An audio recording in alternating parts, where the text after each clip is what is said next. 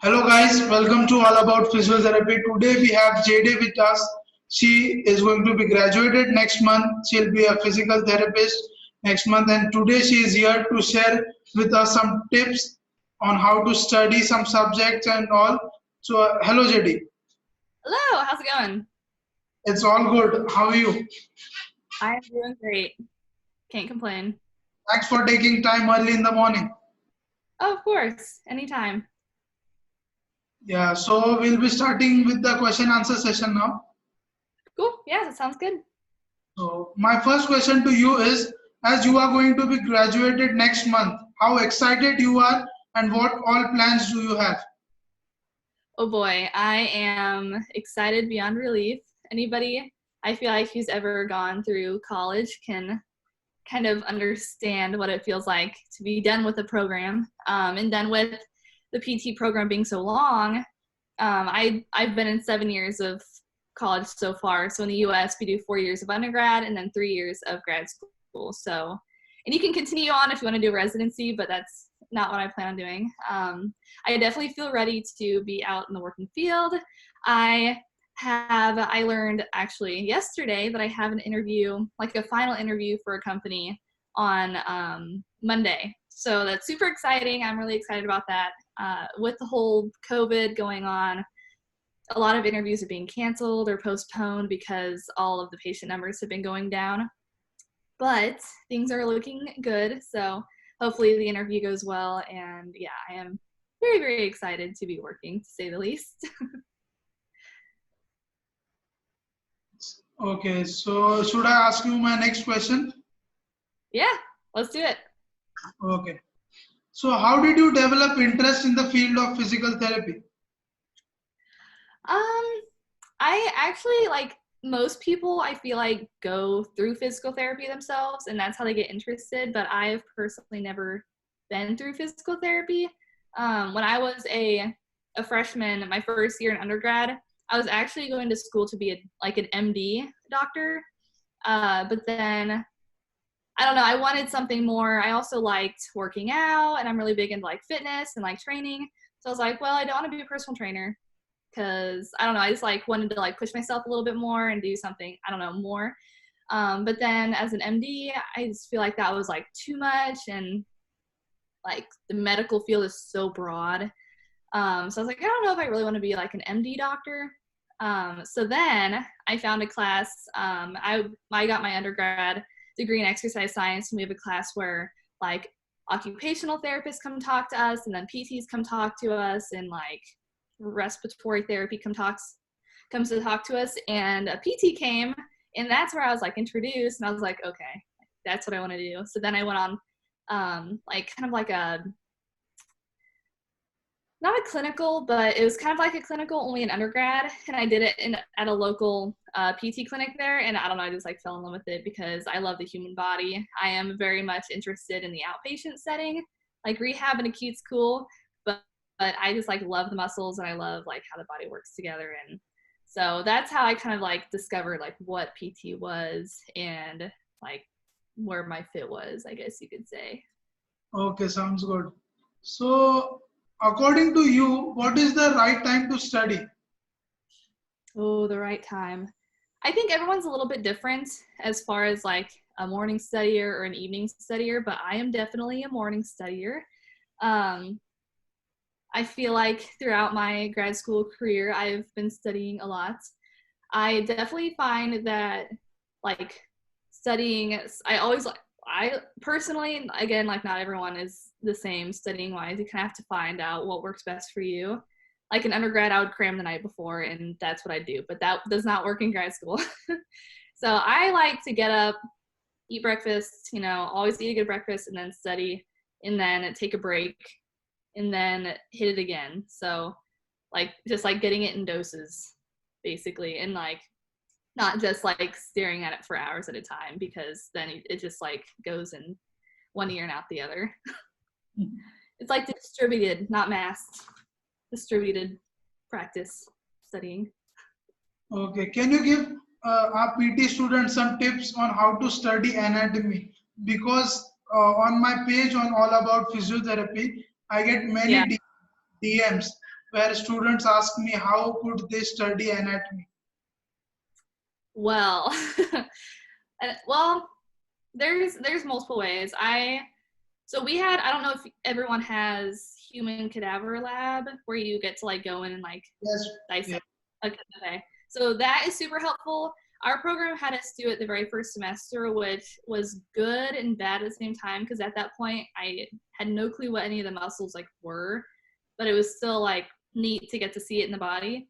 But what I did was after we like went over it in class, then I would draw out, like, say it was like the arm, I would draw out the arm and what muscles ran where, like where the biceps hooked on, origin insertion, and I'd do that for like every muscle of the body. Then I would write out, so I would draw and then I would write it out. So I'd write like biceps brachii is innervated by musculocutaneous like nerve, and then so I'd write all that out, and then I would study pictures. So basically for anatomy, I would say don't like stick to one thing. Like don't only read something, because if you only read something, you don't like get it into your brain as much as if you were drawing it also, then also writing it down, going to a whiteboard. We had study groups where we would just get like groups of us together and like draw it out on a big whiteboard. And then sometimes people have different tips and tricks for like learning different muscles, and honestly the hand is still very confusing for me. I mean, not all of us will have to like work with hands, but yeah, not gonna lie, hands and feet are hard. Yeah. So my next question to you is, how important is physiology as a subject? I think physiology is pretty important. I don't like, because there's so many different like kinds of physiology, because physiology is just like the process of the body working together. I don't know if I necessarily, because I know there's like exphys, like exercise physiology, which that class, like it was good to have, but the whole like action of a synapse or action of the molecular level of everything, I don't know, I'm not good at that stuff, and I don't think that is going to be super important whenever we're out practicing. But as far as like how the organs work together, how your hormones work together, comorbidities and how they act on your body, and like how like how basically how like all of the body systems work together, I think is very important. Because if someone has diabetes, or if someone is on beta blocker, or has some heart problem, it's gonna like alter your treatment a lot, because there's certain things that you can't do with them because it'll like kill them. So in regards to like the body systems, I think physiology is super important, but as far as it's like the molecular level, I don't think that's as important. But I do think knowing like what all the different hormones do, and like what all the different diagnoses like hyperthyroidism, hypothyroidism, like all that stuff, how it plays on how you treat, I think that's important. Yeah. Yeah. So many PT students, what they think is, if we don't prescribe medicine, why to study pharmacology? Can you give your view on this? Well, we can't prescribe. I don't know how it is there, but we definitely can't like prescribe anything. We can request it from the doctor, like who like dexamethasone. But we have pharmacology as a subject. So Oh students, yeah, so yeah. students are like, why to study pharmacology when we don't prescribe medicine? Yeah, okay. Pharmacology is probably my hardest subject, to be honest. It was the one that I struggled the most with. I see why the importance of why we need to know about it, because like kind of going off the earlier topic of like side effects, if someone's taking certain medications, like beta blockers, or they're taking a sedative, or they're on pain medicine, it'll make them like loopy and like tired and fatigued. So I think it's important for the big picture medicines, like your I can't even like name it, but they're just medicines a lot. But I think the big picture ones are important to know, because it affects like your treatment. But as far as like having to know like 500 different meds. I don't think that is as important. I do, like I said, I do think it's pharmacology is good because we don't prescribe it, but our patients will be taking it. So even though we don't prescribe it, we still have to be familiar with it, because I don't like having something happen and say I don't know. Like, not knowing is not a reason to like get off the hook if something bad happens.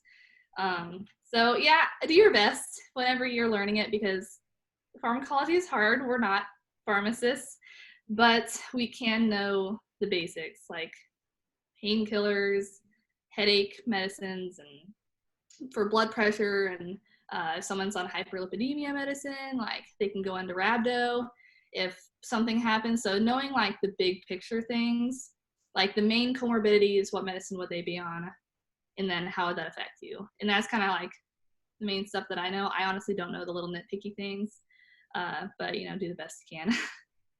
Okay. So tell us something about your daily routine. When do you exercise? When do you study? And what all that? Okay. So my normal routine, I get up, I always eat breakfast. I am not a person that can like survive without eating breakfast. And then I have a cup of coffee or an energy drink. But then I normally spend a couple hours studying. So normally I get up like 8 or 9, study for a couple hours, and then I use exercising as my break. So I normally go work out for like an hour or 2, and then I might go for like a walk with my dog, eat again. I take a lot of little breaks throughout the day to snack. And then I go back studying. So I like study a lot, but for PT school, I feel like it's kind of needed. But if there is like one thing that I would like tell anyone is like, sorry, it's my fiance. Like make sure you take a certain amount of time out of your day for yourself. So like don't make yourself study for 12 hours and that's like all you do, because you'll go psycho and just go insane.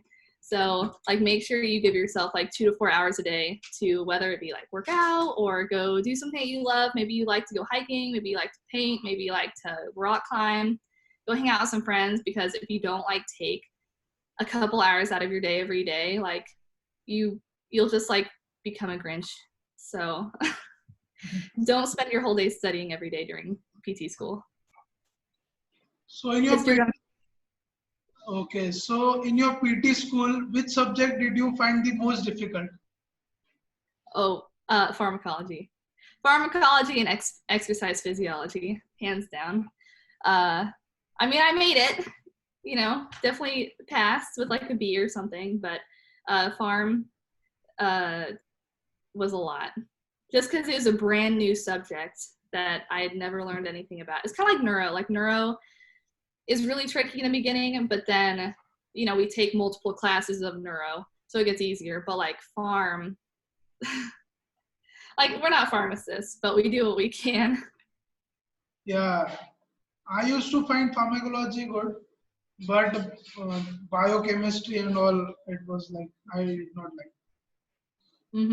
How'd you do in pharm? I was good in pharmacology because I had good teacher for that. Okay, well, good for you. You're one of the lucky ones. So from when are you a health and a fitness coach? How long have I been? Yeah, how long? I've been a health and fitness coach for a year and a half, I want to say. I take on like 4 to 6 like clients at a time. I figured I have all this knowledge. Like I have been competing in like fitness competitions for like my entire, like since I was 18. And then like having a background in exercise science, and then going to school to be a physical therapist, I'm like, well, I have like all this knowledge, and like I know how to diet like the right way without like starving your body, and like a healthy amount of exercise. So I was like, well, let me just go out there and like open my own little like mini business and like help people more, because I just feel like I just like had all this knowledge and I'm like being selfish, like not helping. And I was nervous at first that I wouldn't have any clients, but I actually like have a steady amount of people all the time. But yeah, I really like it. I basically just do like 6-week plans and help them get like on track of working out, and like giving them ideas of different like healthy foods and different meal ideas. and we do like weekly check-ins where we like talk about how they're doing. And yeah, so I think it's been about a year and a half, but I'd like to grow it into something more like a monthly like newsletter or something like that, but I just haven't quite figured out what it's going to grow into yet. Okay. So in which field are you thinking of doing your specialization? I'd like to get sports certified. So yeah, sports and then strength and conditioning probably. And then, so there's like a handful of things I want to get. I also want dry needling and maybe like ASTM, but those are like my main ones. So like right whenever I get like start working like next month, I'd like to get like dry needling certified. Do you guys do dry needling? Yes, I do dry needling, cupping, ISTM. Okay, so like all that, I'd like to get like the certification for that, and then probably like a sports, because Even I would I'm a, love athletes. yeah, even I love sports. It's so different than like the acute setting. So one personal question to you: who has always been your inspiration and why? My inspiration. So like in PT school, I haven't like started like following PTs that I like admire and like envy and all that. There are certain people that like I look up to. So Dr. Andy Ward, he's one of my professors at my school. He came from a private practice and like is like super smart and super knowledgeable about like anybody who comes in. He's super passionate, super caring about them. And I don't know, he's just like somebody that I would like love to be like whenever I am like progressed in my PT career. And then also Dr. Stacy Morris, she's out of Phoenix, Arizona.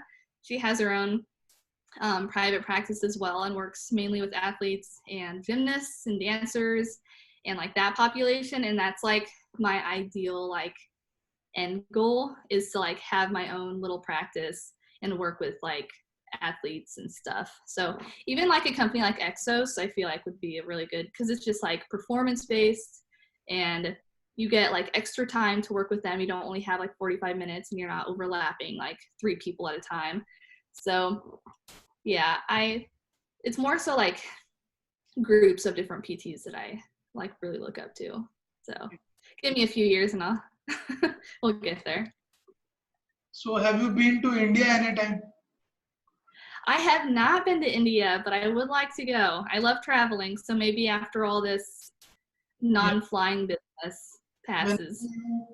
you get time, you can come over here. Yeah, what would you recommend doing? Any places to go? Yeah, there is yeah, where we are in Maharashtra, there is many places that you can discover. And then in Rajasthan, there is ancient history of kings over here in India. You will really enjoy it. Then we have Himachal Pradesh, where you can go Manali and all, where there is snow, full of snow and all. Oh, well, hopefully in the near future. And then you have to come to the United States. Come Yeah, see what it's like over here. yeah, we'll surely come after our masters. Yeah. Well, you're welcome to come to Missouri. Lots of cornfields. Yeah, I'll surely contact you then. We totally should. We got to stay in contact. Yeah.